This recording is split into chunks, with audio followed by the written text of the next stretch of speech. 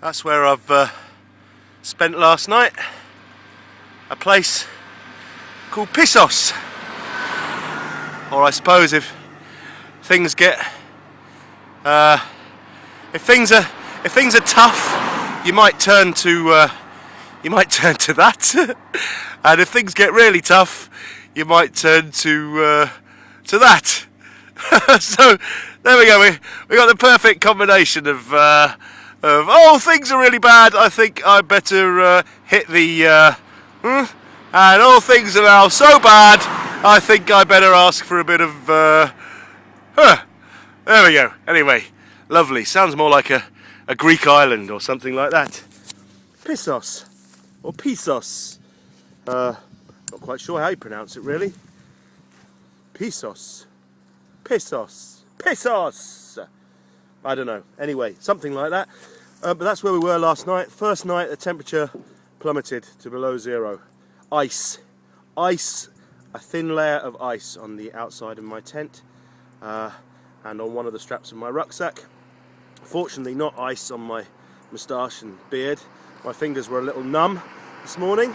So, not quite Robert Falcon Scott of the Antarctic, but we were heading in that direction. So yeah, it was a bit chilly, but actually in the tent, my sleeping bag did a brilliant job. It was marvellous, and the thermarest. I was toasty, really pretty toasty. Lots of condensation dripping from the roof of the tent, but no, it was all right. It was okay. It's about 10 degrees at the moment. We're heading out of Pissos, just in case you've forgotten where we were, and the sun is definitely out to play. He's got his hat on, and I mean, look at that. You're just not a cloud in view, just a little vapor trail from a plane over there, but it's just so pristine, fresh, glorious autumnal day, getting closer and closer to November. And this is about day 4 in Leyland, walking through the pine forest. And today we're going to go to a place called La Bruyère and maybe onto a place called Onesse, but we'll just see how it goes. But there we go. So that was the first challenge, the first really cold one since we left Scotland. We're in the southwest of France. In the sun now, it's really quite pleasant and warm, but at night, yeah, it doesn't half get chilly. Well, thank you, Pissos. Farewell. Farewell. I'm going to go and take a little path over to the right. A little sign of jumping deer over there. I actually got lost in the forest.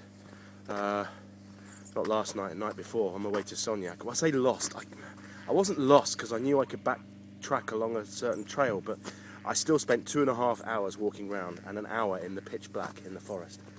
And it doesn't matter how much you man it up. Being in a huge forest in the dark, when you're not really sure where you are or where you're going, you can't see the lights of the town.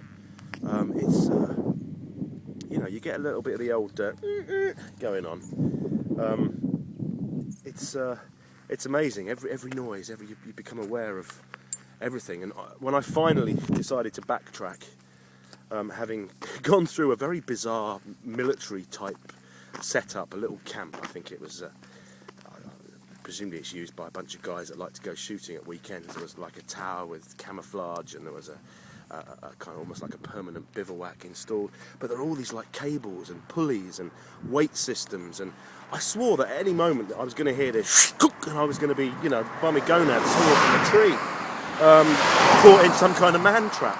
It was really a little bit. I likened it to that cage thing that Gene Hackman set up in the film, which was Enemy of the State. I've remembered now, Enemy of the State, the one with Will Smith. But it was a bit bizarre. Anyway, it got darker and darker and darker till it was pitch black. I finally found the right track towards Soignac. Could just about make out the symbols here and there on the trees, pointing me in the right direction. And ahead of me, there was this huge animal. But fortunately, it scarpered left. Don't think it was a deer, it was far too heavy-footed. I spoke to the guy in Soignac. He said, oh yeah, it was probably a cochon, a wild pig. Can you imagine that, confronting a boar, a wild pig? I am glad it heard me coming and scarpered in the other direction, if that's what it was. It was making a real clumpy sound. So don't know for sure, but it was big, and if it was a wild pig, I'm glad it ran the other direction. I'm not sure where this path is that I'm supposed to be taking. That says I need to go right, but I can't see it. That's a left over there. It must be.